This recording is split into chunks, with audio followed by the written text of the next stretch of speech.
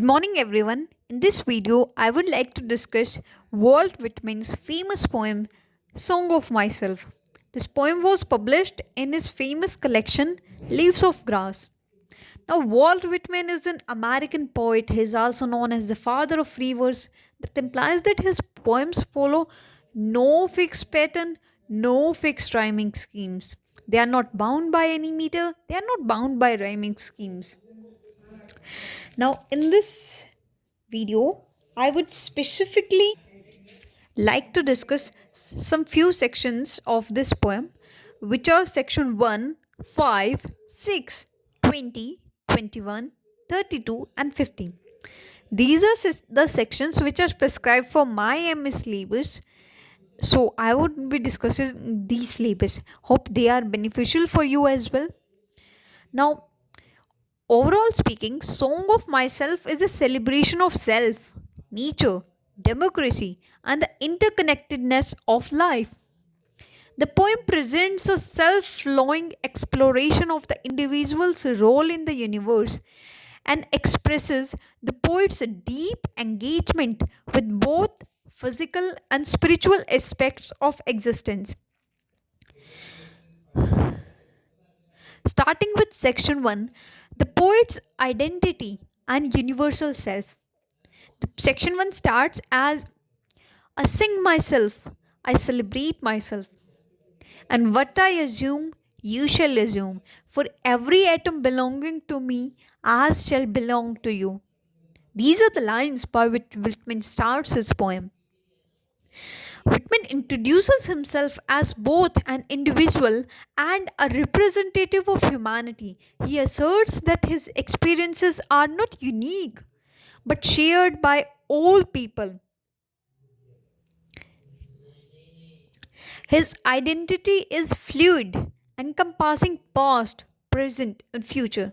He embraces his physical body and senses, showing no separation between spiritual and material. He sets the tone for the poem by expressing his unity and nature and his belief in the sacredness of the everyday world. The poet sees himself as part of an eternal cycle where all things, including the reader, are interconnected. Section 5, Mystical Experience and Unity of Body and Soul. This section describes a transcendental moment where the poet experiences a profound union between body and soul. He does not see two as opposites but as complementary forces that together create wholeness.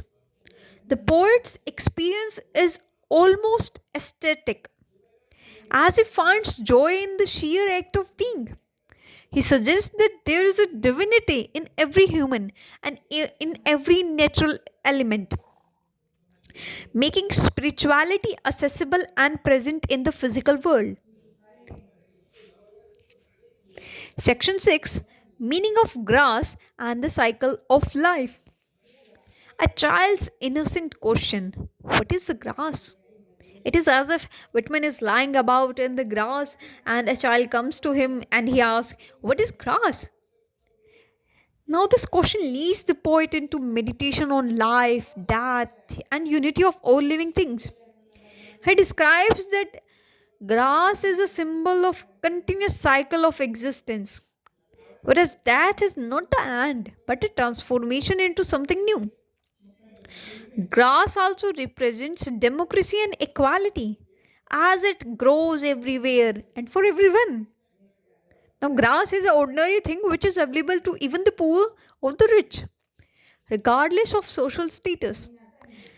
Through this imagery, poet conveys the idea that no one truly dies as all life continues in new forms. Next section, section 20, that is on individual and self expression. In this section, the poet boldly declares his independence. He embraces his raw, unfiltered self, refusing to conform to social expectations. He is self sufficient and unapologetic, asserting that he contains contradictions. I contain multitude. He sees himself because he is vast and limitless. Whitman presents himself as somebody who lives freely, speaks openly, and does not fear judgment. He encourages the reader to trust their instincts and embrace their own nature. That is what romanticism implies.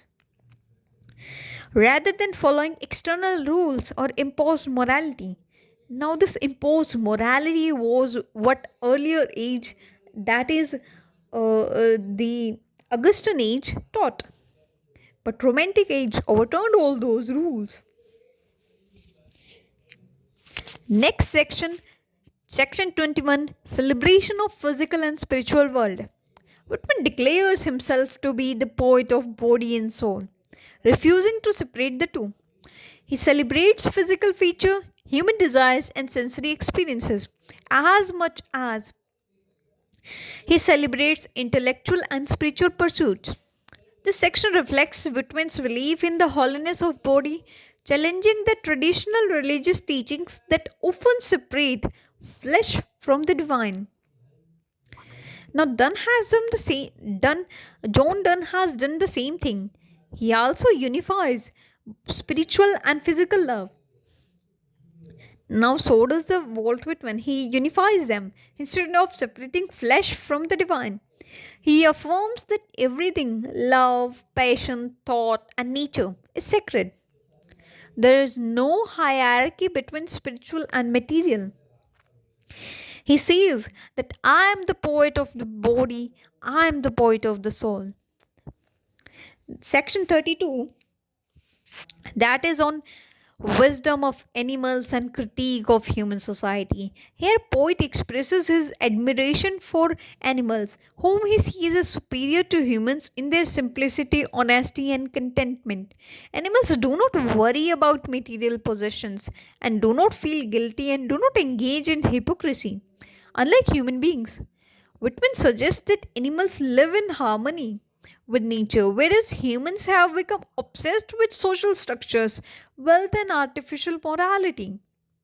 He presents a sharp critique of civilization, implying that humans could learn from peaceful existence of animals. Now, the last and the ultimate section for this video, section 50, that has a transformer and the eternity of the soul. In this section, Whitman reflects on the nature of death and presents it not as an end but as a transformation into something eternal.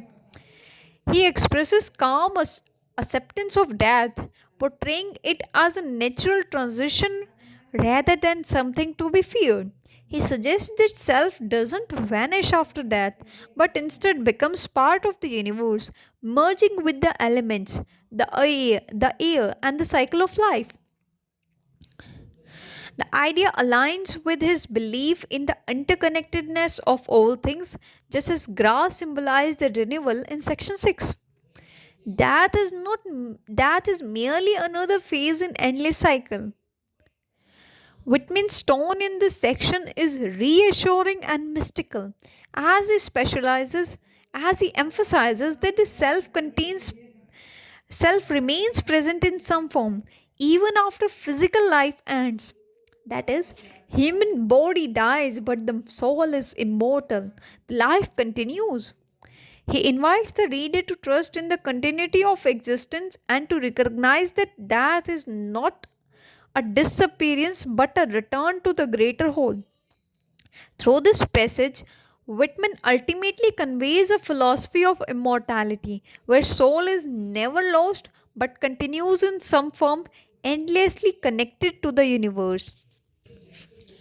Now to summarize all this, imagine that you're taking a walk with Whitman, and during that walk, you encourage grass, animals, air, and soul. You are taking a walk, and what Whitman is doing, he's singing. I sing myself, I celebrate myself. That is section 1. In section 5, he says, let us lie on the grass and loaf. Now, as he lies on the grass, he feels something deeper. That is section 5. His soul awakens in section 5. In the next section, where he sees the grass, he feels that death is not the end, it is an eternal cycle. In section 6, he feels the eternal cycle of life and death. In section 20, he says us to embrace our instincts, be raw, be bold. Instincts are what should guide. Our instincts are what should guide a human throughout his life. He rejects the Augustan rationality and embraces the romantic idea of emotions and free feelings. In section 21, he says that I am the poet of body, I am the poet of soul. He uh, merges the idea of physical and spiritual love and existence. In section 32, he praises the animals for the wisdom. They have no material needs. Sorry, not that they don't need food, it is that they don't have human hypocrisy, the human society which is divided into classes and which is so material driven. Whitman is hating them and he praises the animals for the wisdom because they live simple life. In the last and the ultimate section, in section 50, Whitman claims that death is merely a transformation. It transforms one existence into other. Our body dies, but our soul is immortal. That is all the sections. Now, to sum up in one line, I would say I sing of myself, feel my soul awaken, see the cycle of life in grass, embraces my raw self, celebrate my body and soul, admire the animals for their wisdom, and finally merge with air as death transforms me. It is as if Whitman disappears with the air, but that's not the end of his life because his soul is immortal. Now, that's all for this video. Hope you like it. Thank you. Bye bye.